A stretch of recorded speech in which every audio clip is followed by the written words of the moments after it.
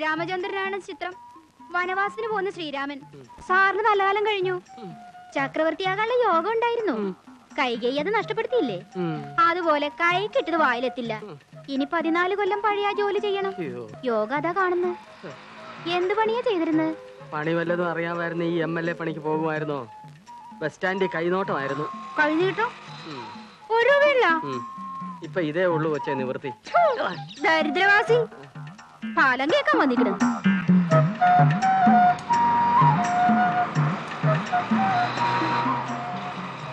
സാറേ ഒന്ന് നിന്നേ നിന്നേ നിന്നേ. ഞാനാ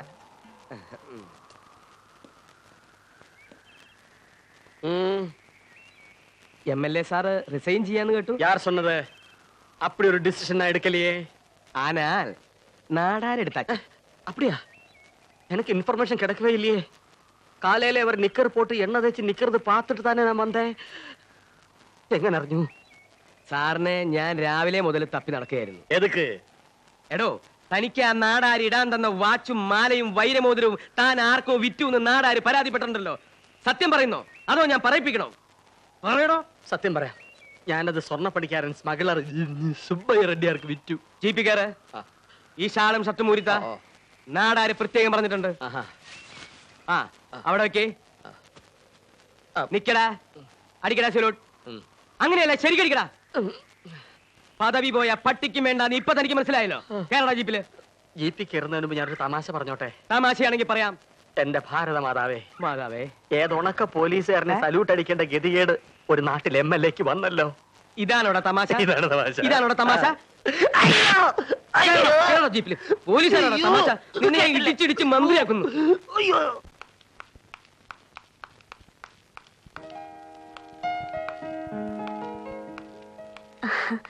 പണിക്കര് സാറോ?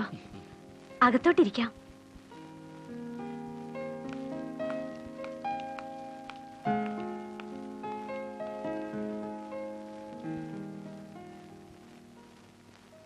സാർ ഇവിടെ ഉണ്ടെന്ന് കേട്ടിരുന്നു. സൗകര്യമായിട്ട് ഒന്ന് കാണണമെന്നും വിചാരിച്ചിരുന്നതാ. അതെ, കോളേജിലെ വാദ്യാര് പണിയൊക്കെ നിർത്തി കുറച്ചു കാലം സ്വസ്ഥമായിരിക്കണം തോന്നി തുടങ്ങിയപ്പോ ഈ മലമ്പ്രദേശത്ത് വന്ന് ഇത്തിരി സ്ഥലം വാങ്ങിച്ചു കൂടി. ഒറ്റയ്ക്കല്ലേ ഉള്ളൂ, ആരെയും ബോധ്യപ്പെടുത്തണ്ടല്ലോ. അത് നന്നായി ഇപ്പൊ തോന്നുന്നില്ലേ സാറിന്? അതുകൊണ്ടല്ലേ ഇങ്ങനൊരു പ്രസ്ഥാനം ഉണ്ടായത്? ശരിയാണ്. ഒരു നാടാരാണ് ഇവിടുത്തെ രാജാവ്. വ്യക്തിത്വമില്ലാത്ത കുറെ മനുഷ്യരും സ്വന്തം സ്വാധീനം ഉപയോഗിച്ച് അയാൾ അവരെ എല്ലാം അടിമകളാക്കി വെച്ചിരിക്കുക. ഇവിടെ ചാർജ് എടുക്കും മുമ്പേ കേട്ടിട്ടുണ്ട് നാടാരെ പറ്റി. ആ, കുറെ പേരെ പലപ്പോഴായി കാര്യം പറഞ്ഞ് മനസ്സിലാക്കി എന്റെ കൂടെ കൂട്ടി. പിന്നെ ആരോരുമില്ലാത്തവരും വഴിമുട്ടിയവരും വഴി പിഴച്ചവരുമായ കുറെ പെൺകുട്ടികൾ. അവർക്ക് തൊഴിൽ ചെയ്യാനും പാർക്കാനും ഒരിടം. അത്രയൊക്കെ ആയി. ഇനിയിപ്പോ ഒരു സ്കൂളും ഡിസ്പെൻസറിയും. അതിന്റെ കടലാസ് യുദ്ധം തുടങ്ങിയിട്ട് കാലം കുറയായി. ആ, ഞാൻ നോട്ട് ചെയ്തിരുന്നു. അതിനായി 5 ഏക്കർ സ്ഥലം നാട്ടുകാർ വിട്ടു തന്നതും അറിയാം. പക്ഷേ ഫണ്ടില്ലാന്ന് പറഞ്ഞ് ഡിപ്പാർട്ട്മെന്റിൽ നിന്ന് കഴിഞ്ഞ ആഴ്ചയാ ഒരു കമ്മ്യൂണിക്കേഷൻ വന്നത്. Sorry sir. അതിനിപ്പോ ആശയ എന്തിനാ സോറി പറയുന്നത്? ആശയ ആയതുകൊണ്ടാണ് ഞാൻ കാണാൻ വന്നത്. കളക്ടർക്ക് വ്യക്തിപരമായി എന്തെങ്കിലും ചെയ്യാൻ കഴിയുമെങ്കിൽ. തീർച്ചയായും സാർ. ഇതിനൊന്നല്ല, സാറിന്റെ ഏത് പ്രവർത്തനത്തിനും ഞാൻ കൂടെയുണ്ട്, എന്റെ പരിമിതിക്കകത്ത് നിന്നുകൊണ്ട്. അത് മതി. അറിയാമോ ആശാമത്തിനെ കുറിച്ച്? ആ, ഒരുപാട് പറഞ്ഞിട്ടുണ്ട് മാഡത്തെ പറ്റി. മുത്തച്ഛൻ. മുത്തച്ഛനോ? ആ, ഇവള് മാത്രം എന്നെ അങ്ങനെ വിളിക്കുക, ഈ പാർവതിക്കുട്ടി.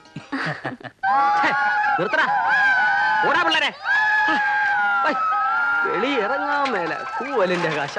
എന്റെ ദൈവമേ, എന്തു പറ്റി? സൈക്കിൾ ചവിട്ടി തളർന്നോ? തളരാതെ എന്ത് ചെയ്യും സാറേ?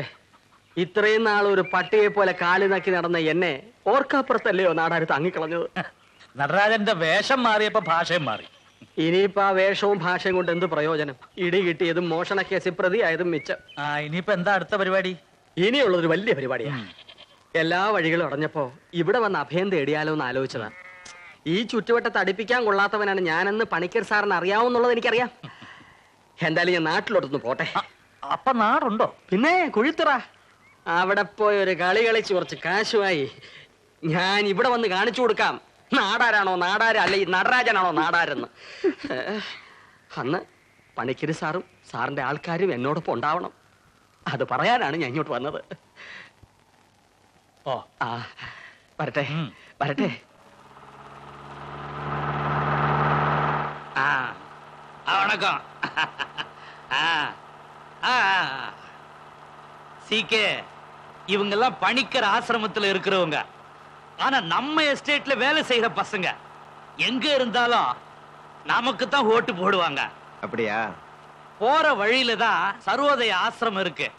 போகும்போது ஒரு பார்வை பார்த்துட்டு போயிடுவோம். சரி.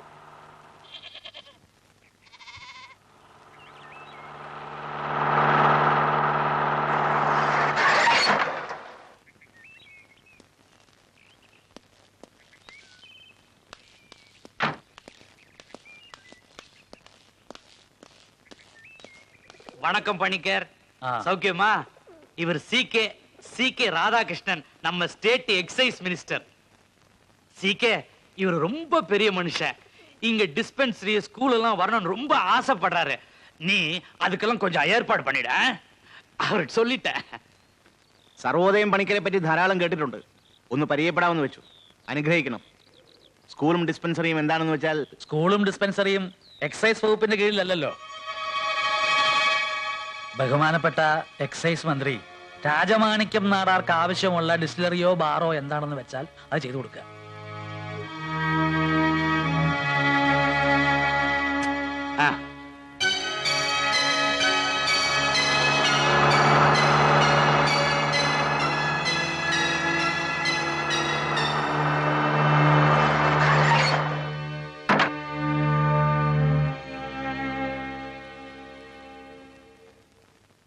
നാടാരെ, നമ്മളൊന്ന് സൂക്ഷിക്കുന്നതാ നല്ലത്.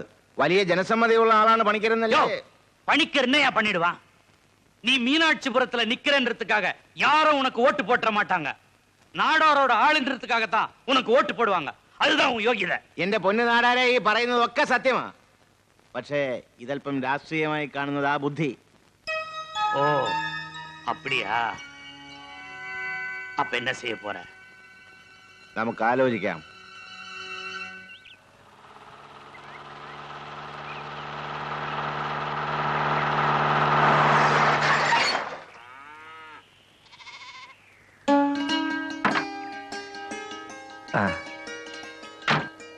വരൂ.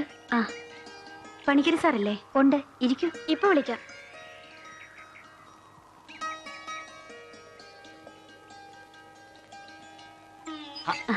ഇതാര്? അറിയിച്ചിരുന്നെങ്കിൽ ഞാൻ അങ്ങോട്ട് വരുമായിരുന്നല്ലോ. ഇരിക്കൂ. പണിക്കര് സാറിനെ കാണേണ്ട ആവശ്യം എനിക്കാണെങ്കിലോ? Congratulation sir.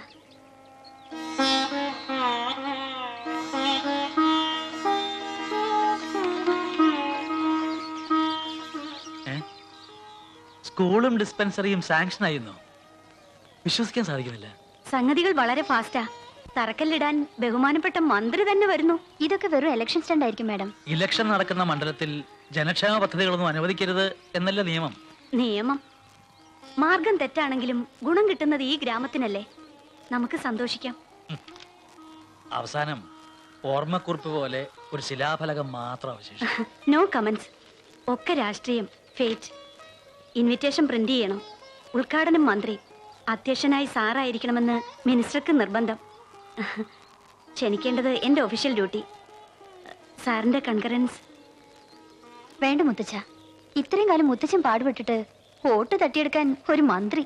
എന്തുമാവട്ടെ, എന്റെ പേര് വെച്ചോളൂ. ഞാൻ വരാം. വന്നിരിക്കും.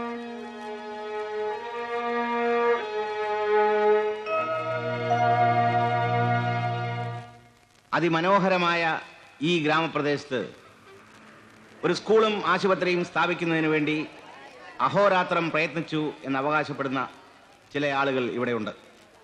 എന്നാൽ സത്യം എന്താണെന്ന് നല്ലവരായ നാട്ടുകാർ അറിയണം. ഒട്ടേറെ എതിർപ്പുകൾ ഉണ്ടായിട്ടും അസംബ്ലിയിൽ ഇക്കാര്യം ഞാൻ 1000 തവണ ആവർത്തിച്ച് വാദിച്ചതിന്റെ ഫലമായിട്ടാണ് ഈ സ്കൂളും ആശുപത്രിയും ഇവിടെ സ്ഥാപിതമായത് എന്നറിയിക്കുന്നതിൽ എനിക്ക് അഭിമാനമുണ്ട്. ഇതെന്റെ വകുപ്പല്ലെങ്കിൽ കൂടിയും നിങ്ങളിൽ ഏവരുടെയും എല്ലാവിധ പിന്തുണയും ഉണ്ടാകണം എന്ന അഭ്യർത്ഥനയോടുകൂടി ഞാൻ എൻ്റെ എളിയ വാക്കുകൾ അവസാനിപ്പിക്കുന്നു. ജയ് ഹിന്ദ്.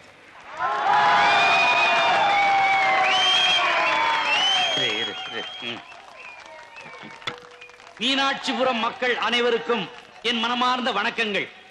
இந்த சந்தோஷமான நேரத்திலே இன்னொரு சந்தோஷமான விஷயத்தை சொல்ல ஆசைப்படுகிறேன்.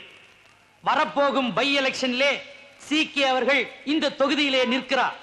எப்போதும் போல அவரை ஜெயிக்க வைக்க வேண்டியது உங்களுடைய கடமை. சீக்கே ஜெயிச்சால் அது நாடார் ஜெயிச்ச மாதிரி. நன்றி, வணக்கம். അടുത്തതായി Sarvodaya Sangham president Shri R K Panicker ആശംസാ പ്രസംഗം നിർവഹിക്കുന്നതാണ്.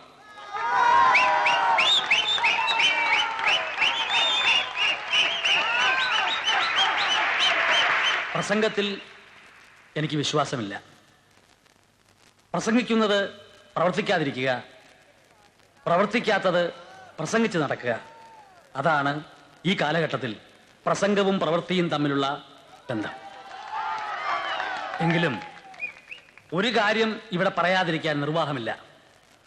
ഇവിടെ ആശുപത്രിയും സ്കൂളും നമുക്ക് അനുവദിച്ചു തന്നത് തന്റെ ശ്രമം കൊണ്ടാണെന്ന് മന്ത്രി അവകാശപ്പെടുന്നു. അടുത്ത തെരഞ്ഞെടുപ്പിൽ ഇതേ മന്ത്രി ഇവിടെ സ്ഥാനാർത്ഥിയായി മത്സരിക്കുമെന്ന് ഈ ചടങ്ങിൽ വലിഞ്ഞു കയറി വന്ന നാടാര് പറയുന്നു.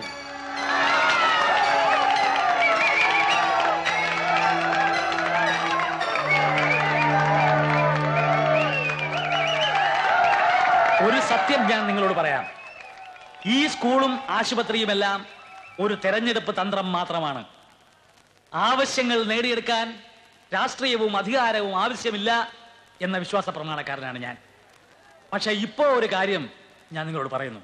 കഴിഞ്ഞ തെരഞ്ഞെടുപ്പുകളിലെല്ലാം നാടാർ നിർത്തുന്ന കുറ്റിച്ചൂലുകൾ എതിരില്ലാതെ തെരഞ്ഞെടുക്കപ്പെടാറാണ് പതിവ്.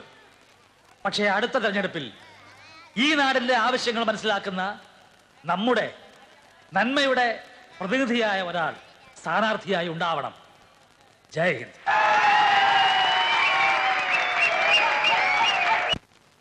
എന്തായാലും നമ്മുടെ ഇപ്പോഴത്തെ പ്രവർത്തനങ്ങൾ കൊണ്ട് നമ്മുടെ ആവശ്യങ്ങൾ നേടിയെടുക്കാൻ കഴിയില്ല എന്നുറപ്പായി.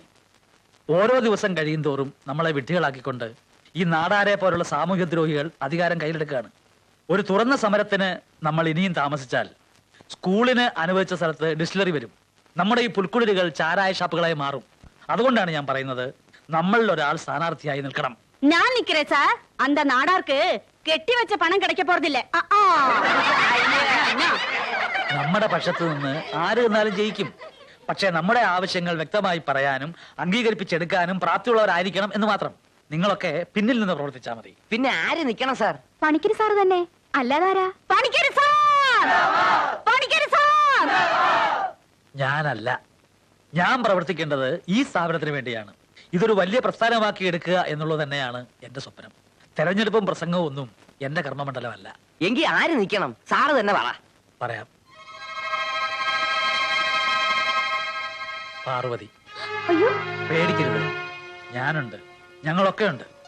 ഈ ചുറ്റുപാടിനപ്പുറത്ത് വേറൊരു ലോകമുണ്ട്. അതറിഞ്ഞു വേണം നിങ്ങളൊക്കെ വളരാൻ. ആർക്കെങ്കിലും അഭിപ്രായ വ്യത്യാസമുണ്ടോ? പാർവതി അമ്മ, പാർവതി കുട്ടി.